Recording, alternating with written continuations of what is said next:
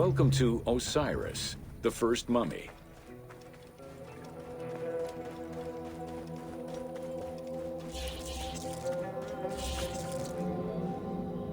The oldest mummies recovered date from the Old Kingdom, though Egyptologists believe that mummification was in use much earlier than that.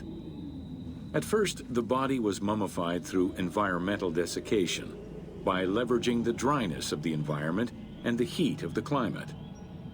Early experimentations in mummification were conducted with the use of resin made from tree sap. Strips of linen were only used on some superficial parts of the epidermis of the hands or jaw.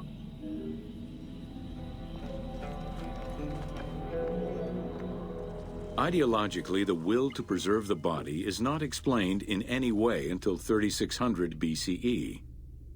This is when the Egyptian belief that the body housed the soul was finally documented for modern Egyptologists to eventually decipher. It was not until the arrival of the myth of Osiris in the Egyptian religion around the 5th dynasty that mummification was thoroughly conceptualized.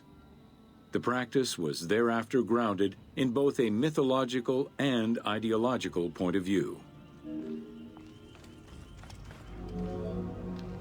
Osiris was mainly known as the god of the dead and the god of resurrection. The most well-known Genesis myth concerning Osiris is that of his dismemberment.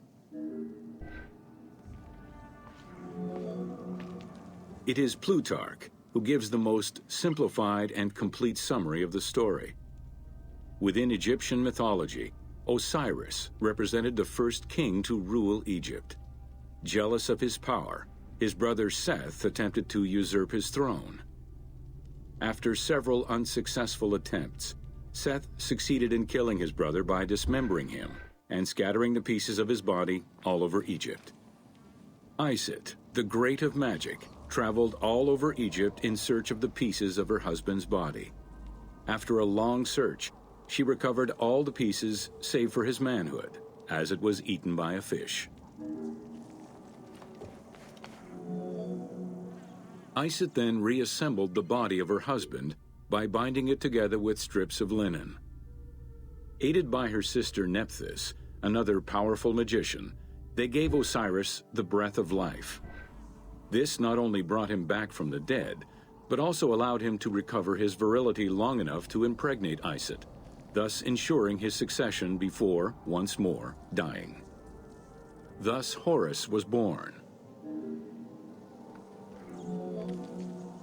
The ritual used to bring Osiris back to life essentially depicts how he became the first mummy.